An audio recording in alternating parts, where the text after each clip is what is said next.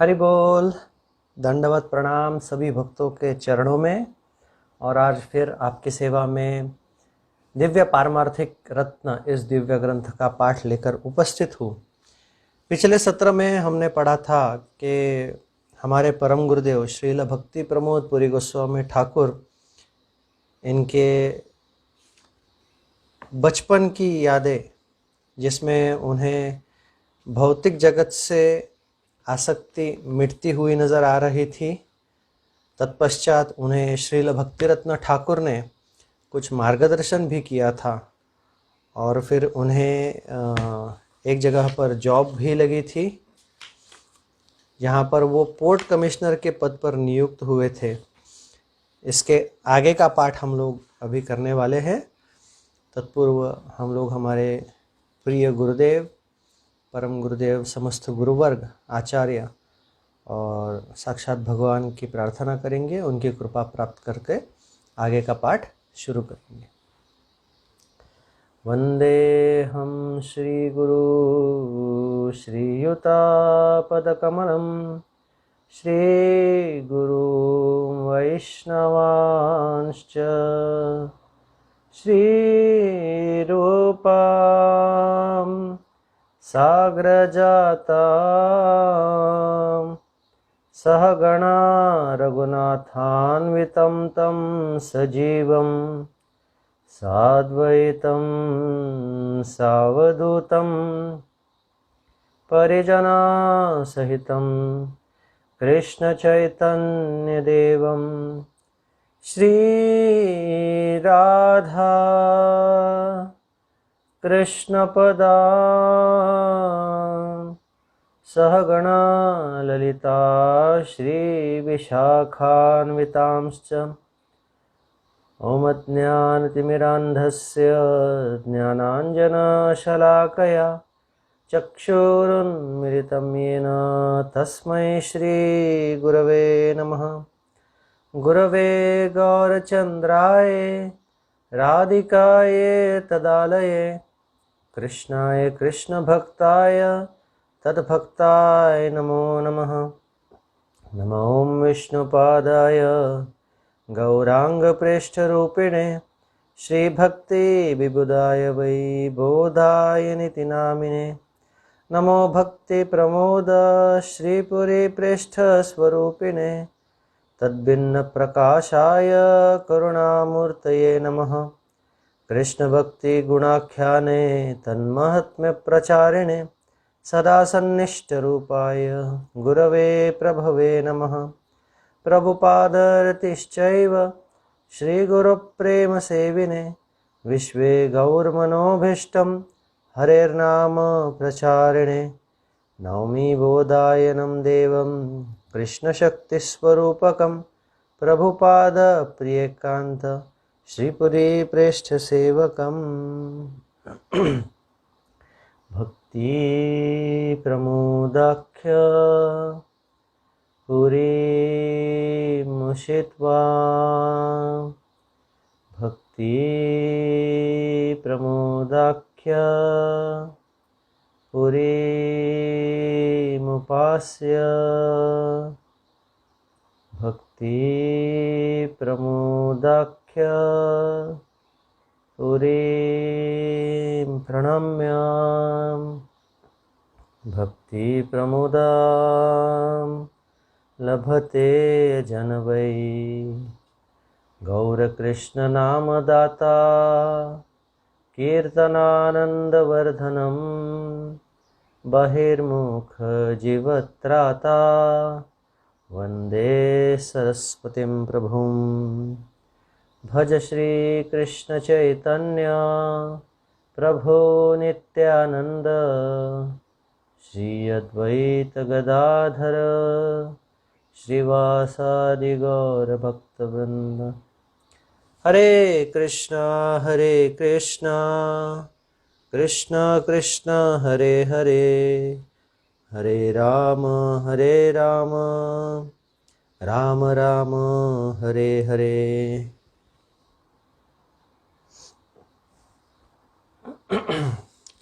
हरि बोल। तो आज हम लोग जो पाठ करने वाले हैं वह पाठ हमें बता रहा है कलकत्ता में श्रील प्रभुपाद के श्रीमुख से श्रीमद् भागवतम का नित्य श्रवण। तो पिछले पाठ में हमने देखा था कि उन्हें एक जॉब लगी थी जहाँ पे वो शिफ्ट होना चाहते थे और वहाँ पर रहकर श्रील प्रभुपाद के जो उनके श्रीमद् भागवतम के पाठ होते थे उसके ऊपर भी उनका ध्यान केंद्रित था। तो आगे हम लोग पाठ करेंगे। वह दिव्य विभूति एक महान विद्वान प्रतीत हो रहे थे। श्री प्रमोद भूषण को ऐसा अनुभव हुआ मानो उस गृह में कोई नवीन सूर्य उदित होता हो।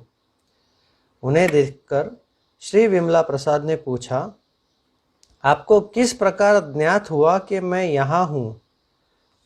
मैं विशेष रूप से आपके विषय में ही विचार कर रहा था।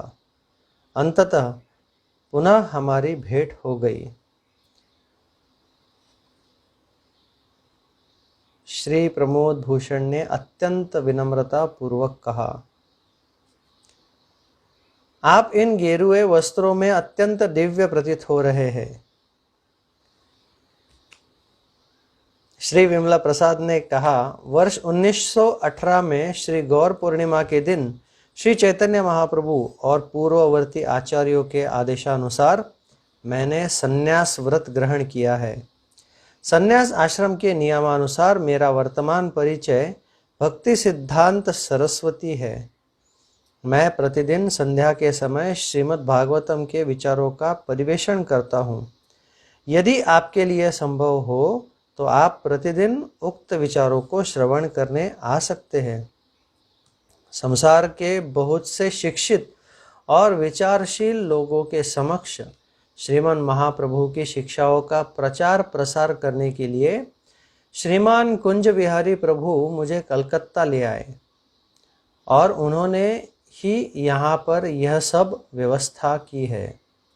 अतः यदि आपको समय प्राप्त हुआ तो आप अवश्य ही श्रीमन महाप्रभु की शिक्षाओं पर आधारित चर्चा में सम्मिलित होना। यह आमंत्रण श्रील प्रभुपाद भक्ति सिद्धांत सरस्वती ठाकुर ने श्री प्रमोद भूषण को दिया था।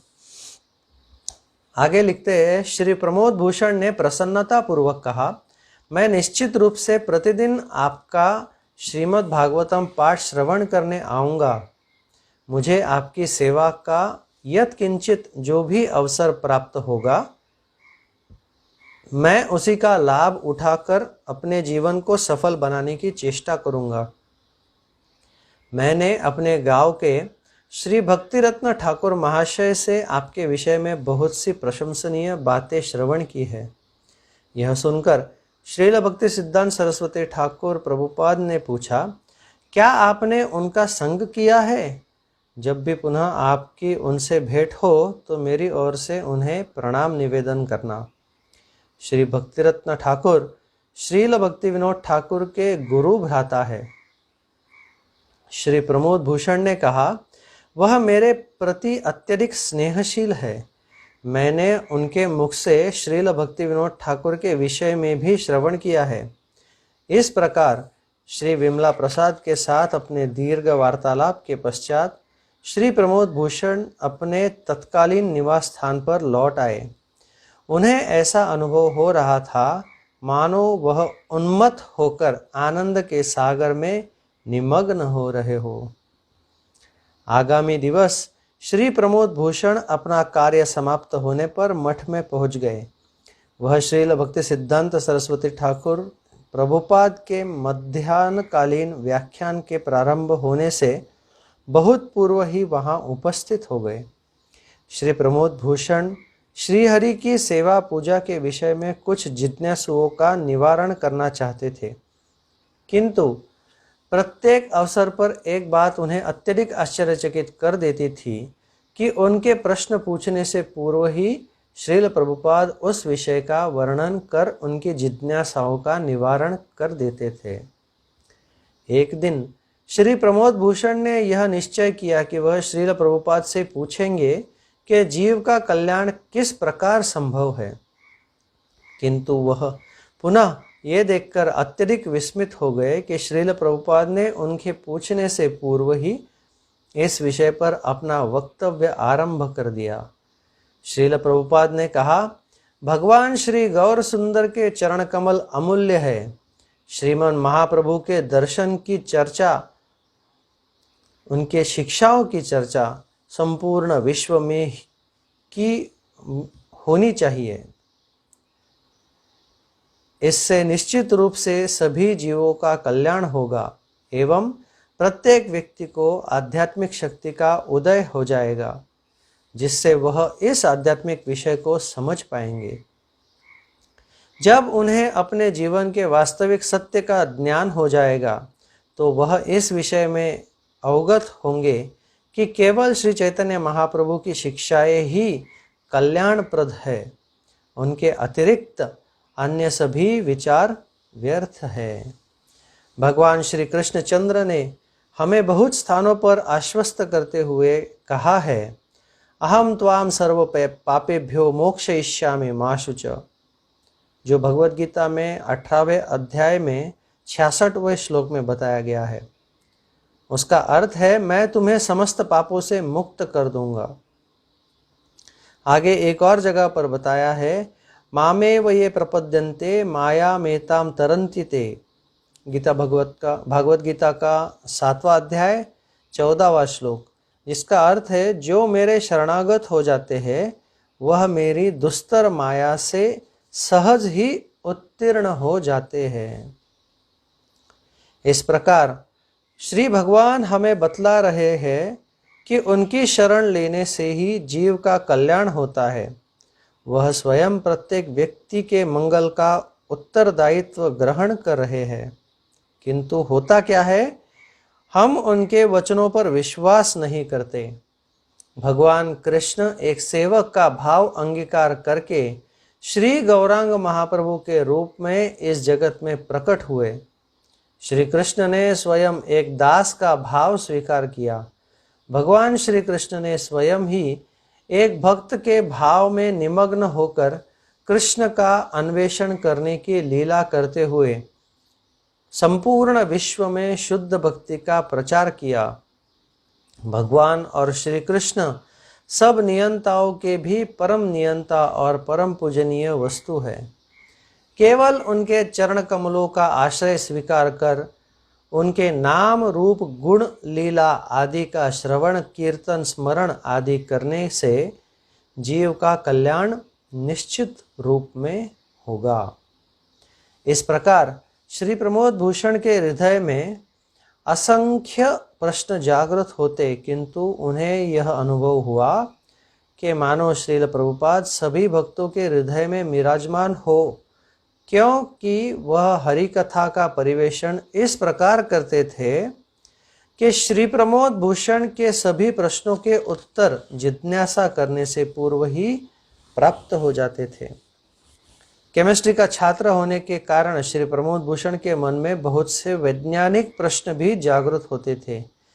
एक दिन इस विचार में निमग्न थे कि क्या भगवान जो भी करते हैं वह हमारे कल्याण के लिए ही होता है। उस दिन श्रील प्रभुपाद ने इस विषय पर ही हरि कथा कही। श्रील प्रभुपाद ने कहा, सब कुछ भगवान की ही कृपा है, वह कृपा के सागर है। परम कल्याणकारी भगवान द्वारा की जाने वाली किसी भी क्रिया में कुछ भी अशुभ नहीं हो सकता। भगवान जो भी क्रिया करते हैं वह सभी के लिए सदैव मंगलप्रद ही होती है। जो बद्ध जीवात्माएं अपने जीवन में आने वाली असुविधाओं को अमंगलकारी अथवा भगवान की निर्दयता के रूप में देखते हैं, वह उन लोगों के समान है जो पाशा क्रीड़ा यानी शतरंज के केवल एक चाल को समझते हैं, किंतु वह यह नहीं समझते कि पाशा क्रीड़ा में आगामी 4-5 चालों में उनके पश्चात क्या घटित होने वाला है। श्री चैतन्य देव और उनके भक्तों की कृपा सदैव अमंदोदया होती है, अर्थात एक बार जिसके प्रति उनकी कृपा वर्षित हो जाए उसका पुनः कदापि अमंगल नहीं हो सकता। जब कोई चिकित्सक अपने रोगी को कड़वी औषधि देता है तो अस्वस्थ व्यक्ति विचार कर सकता है कि चिकित्सक तो निर्दयी एवं क्रूर है, किंतु जब वह रोगी स्वस्थ हो जाता है तब वह अनुभव कर सकता है कि चिकित्सक ने तिक्त औषधि यानी कड़वी औषधि के द्वारा उसका बहुत उपकार किया है। इस प्रकार कुछ दिन निरंतर श्रील प्रभुपाद से हरिकथा श्रवण करते करते एक दिन श्री प्रमोद भूषण के मन में एक प्रश्न जागृत हुआ, मेरे समान जीव की स्थिति क्या है? पुनः आश्चर्यपूर्वक पूर्व की भांति श्रील प्रभुपाद ने उनके जिज्ञासा के करने से पूर्व उस विषय पर अपना वक्तव्य आरंभ कर दिया। श्रील प्रभुपाद ने कहा, हमें केवल अपने इसी जन्म की चिंता में निमग्न है, किंतु हम कभी भी यह विचार नहीं करते कि मृत्यु के पश्चात हमारा क्या होगा, हमारे जीवन का लक्ष्य क्या है। सामान्यतः लोग भौतिक विचारों के सिद्धांतों के अंतर्गत जिन भी धर्मों की चर्चा करते हैं वह सभी धर्म वास्तव में छलयुक्त धर्म है। शास्त्र कहते हैं, पृथ्वीते यत कथा धर्म नामे चले, भागवत कहे सब परिपूर्ण चले। श्रीमद् भागवतम के अनुसार इस पृथ्वी पर सामान्यतः धर्म के नाम पर प्रचारित की जाने वाली शिक्षाएं, कथाएं छल कपट से परिपूर्ण है। हमें तुलनात्मक अध्ययन करना चाहिए कि हमारी उन्नति हो रही है अथवा अवनति हो रही है। सभी मनोकल्पित सिद्धांत परम सत्य के विरुद्ध ही है। श्री चैतन्य देव ने प्रत्येक व्यक्ति को परम सत्य के मार्ग पर अग्रसर होना सिखलाया है। जो अभिमान पूर्वक कहते हैं कि वे स्वयं ही भगवान बन जाएंगे, ऐसे पथभ्रमित लोगों की उद्धार अति आवश्यक है। इससे पूर्व कि वह मृत्यु को प्राप्त हो जाए, मनुष्य को वास्तविक सत्य के विषय में कुछ तो अवगत होना चाहिए। भारतवर्ष में प्रचलित हजारों पृथक पृथक सिद्धांतों का एक ही समय में समाधान संभव है, यदि ऐसे सिद्धांतों का पालन करने वालों को सौभाग्यवश श्री चैतन्य देव के भक्तों का संग प्राप्त हो जाए। अपसिद्धांत को सुसिद्धांत मानने वाले पथभ्रष्ट लोग दृष्टि दोष से पीड़ित व्यक्ति यानी अंधे की भांति है, जिनके दीन कीड़े के मल से दूषित भोजन ग्रहण करने में व्यतीत हो रहे हैं, क्योंकि वह जानते ही नहीं है कि इससे उत्तम भोजन भी हो सकता है। उनमें से कुछ का कथन है, इस संसार में जीवन धारण करने की आवश्यकता ही नहीं है, अपने अस्तित्व को पूर्णतया समाप्त कर देना ही हमारे लिए उचित है। जैसा कि शंकराचार्य ने शाक्य सिंह बुद्ध की शैली में कहा है कि चेतना के अतिरिक्त सब कुछ मिथ्या है। भौतिकवाद के सिद्धांत को मानने वाले अपने परोपकारवाद के विचारों के चारों ओर ही भ्रमण करते रहते हैं। वह सांसारिक ज्ञान अर्जित करने में ही व्यस्त रहते हैं, अपितु हमारे विचारों का प्रवाह आत्मा की ओर होना चाहिए। एक विरोधी ऊर्जा जनसाधारण को छल रही है। भगवान के विषय में चर्चा करने से ऐसी ऊर्जा हमें प्रभावित नहीं कर पाएगी। कृष्ण भावनामृत चेतना विकसित नहीं होने के कारण ही हमें सभी प्रकार की असुविधाएं हो रही है। भगवत गीता में भगवान कृष्ण ने जो कहा है, श्री चैतन्य महाप्रभु ने उसी की पुनरावृत्ति करते हुए कहा, जीवेर स्वरूप है कृष्णेर नित्य दास, कृष्णेर तटस्थ शक्ति भेदा भेद प्रकाश। चैतन्य चरितामृत मध्य लीला 20वां अध्याय 108वां प्यार, जिसका अर्थ है जीव का वास्तविक स्वरूप है कि वह कृष्ण का नित्य दास है, वह कृष्ण की तटस्थ शक्ति है। जीव और कृष्ण परस्पर भिन्न भी है और अभिन्न भी। आगे बताते हैं, कृष्ण भूलि से जीव अनादि बहिर्मुख, अतएव माया तारे दे संसार दुख। चैतन्य चरितामृत मध्य लीला 20वां अध्याय 117वां प्यार, जिसका अर्थ है कृष्ण को भूल जाने से ही जीव अनादि काल से बहिर्मुख हुआ है, इसलिए माया उसे संसार रूपी दुख प्रदान करती है।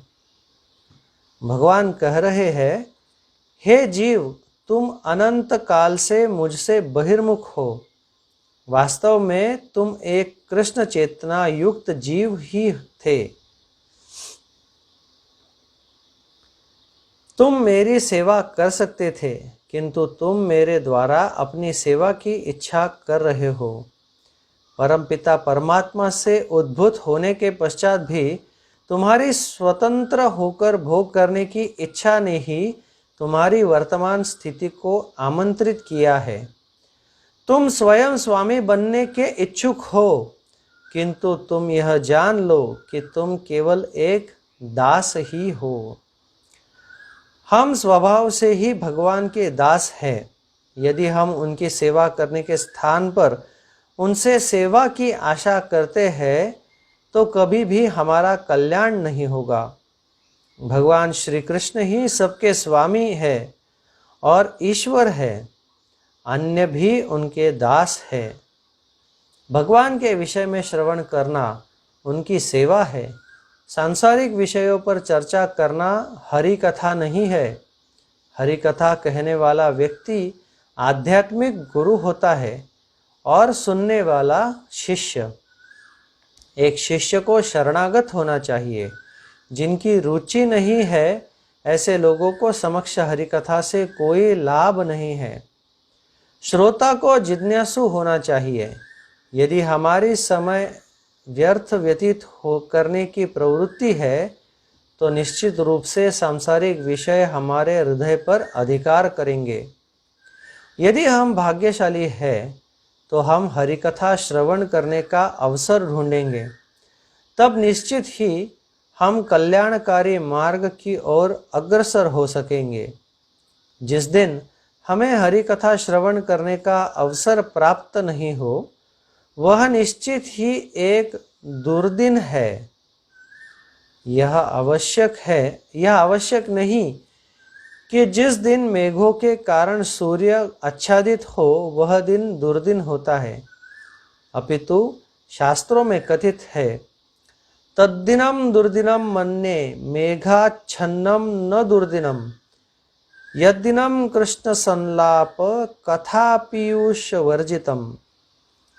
नारद पंचरत्न में द्वितीय रात्रि के बारे में द्वितीय अध्याय 25वें श्लोक में बताया गया है, मैं मेघों से आच्छादित दिन को दुर्दिन नहीं मानता, अपितु मैं उस दिन को दुर्दिन मानता हूँ जिस दिन मैं श्री कृष्ण कथामृत का पान नहीं करता हूँ।